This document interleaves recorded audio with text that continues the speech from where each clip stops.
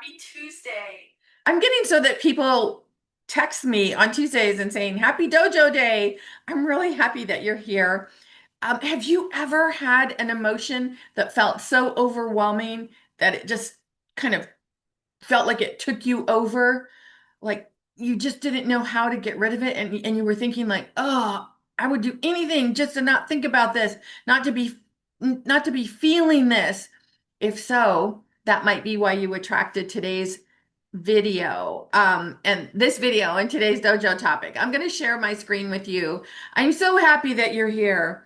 Remember, all of these video topics, they are simply a matter for you to just be. Nothing shared in this dojo is meant to become a rule, belief, or teaching you must follow. All of our topics are simply perspectives offered for awareness.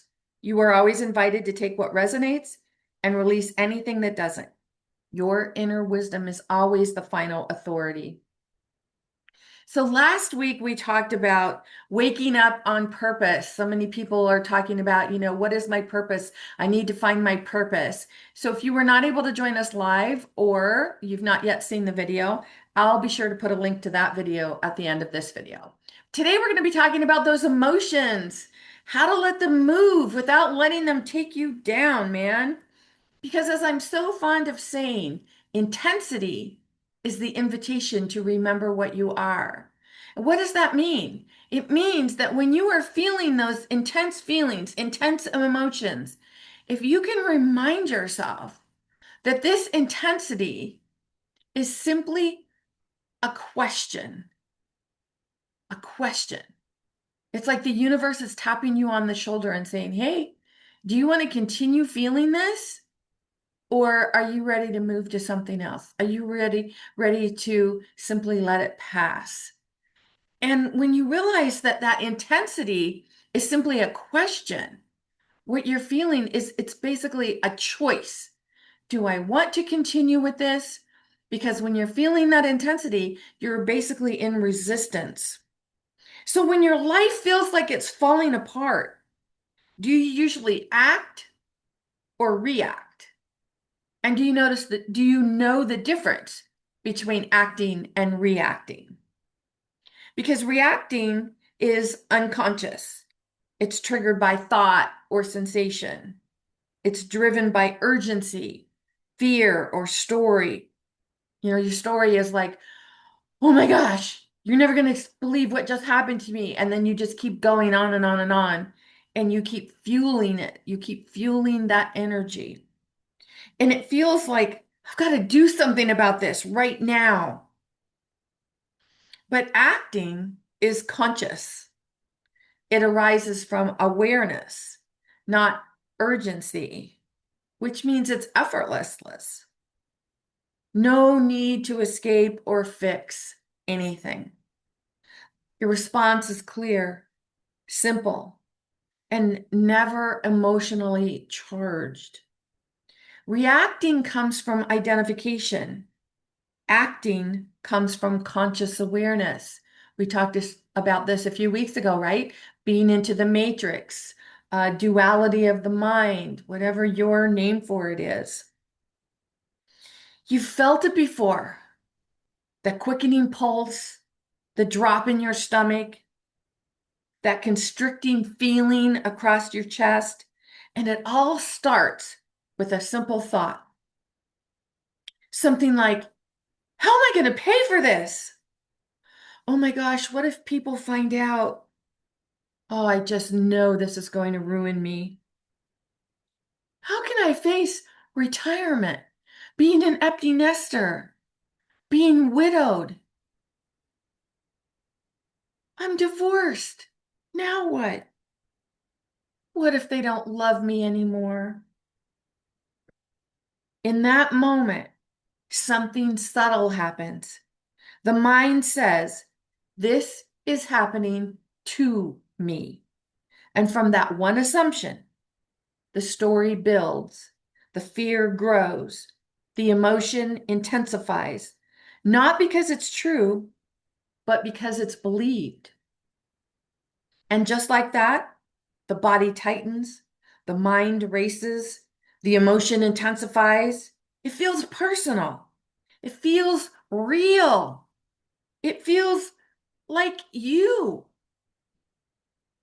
The common approach might be to identify the emotion, name it, decode what it means, journal about it, fix it, or release it. But this creates a subtle belief that something is wrong and I need to figure it out. But that's the hidden trap. When you try to figure out the emotion, you engage the mind. You reinforce the story. You assume the emotion needs solving, and you stay in that loop, causing you to want to do anything to get rid of that feeling of constriction. But what if you could redefine that intense feeling? What if, instead of defining that constrictive feeling as something wrong or something that needs to be resisted, obliterated, or defined, you could see it as an invitation? What if the emotion is not a problem? The mind chatter is not a problem. The intensity is not a problem. What if it's all just like waves arising effortlessly? If that question seems hard to believe, consider this. Like waves in the ocean, everything is happening effortlessly. Thoughts appear, emotions arise, sensations move. You are not creating them. You are not controlling them. They are simply appearing.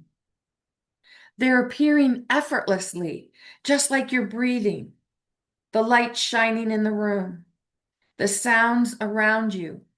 They are all arising effortlessly, meaning there's nothing you need to do to make them appear. So instead of asking, what does this mean? Simply notice this is arising. No interpretation required. You are not the mind. You are not the emotion. You are that which is aware of both. Impersonal, timeless, effortless. From awareness, nothing needs to be fixed. Nothing needs to be understood. Nothing needs to be released because nothing is stuck. When you stop interfering, emotions move naturally. Energy completes itself. The body unwinds without effort. This is the end of the struggle. No more convincing the mind, analyzing every feeling, trying to get it right. Just conscious awareness, allowing. The real freedom is peace from the mind. You can feel deeply without being taken down because you're not what you feel. You are what is aware of the feeling. That's why intensity is the invitation to remember what you are. You are awareness itself, the infinite, timeless, omniscient, omnipresent being.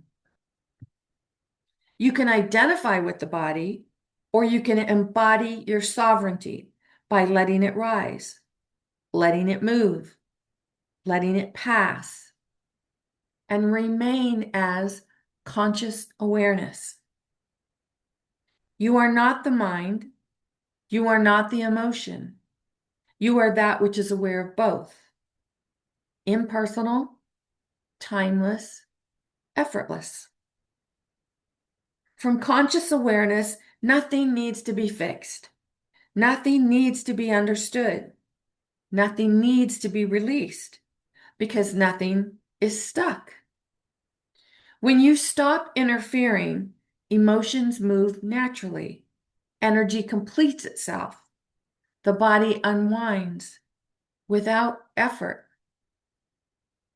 Conscious awareness is the end of the struggle. No more convincing the mind, analyzing every feeling, trying to get it right. Just awareness, allowing. You can feel deeply without being taken down because you are not what you feel. You are what is aware of the feeling. Intensity is the invitation to remember what you are.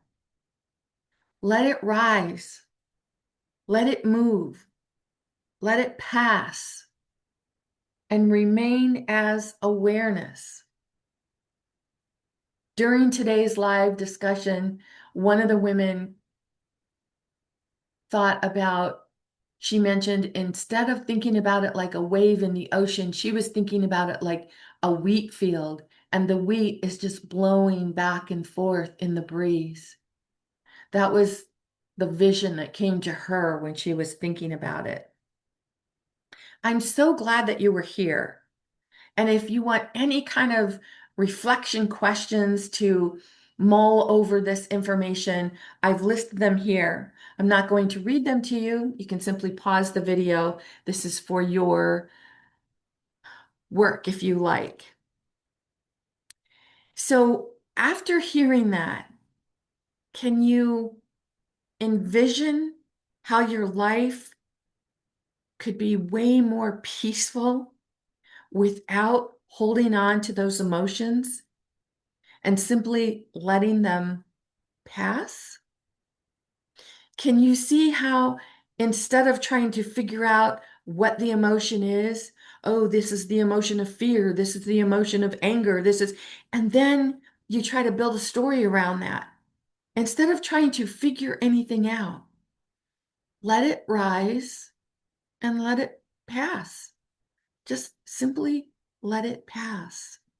And if you want any kind of support with this type of work, visit me at masteringyourbeliefs.com.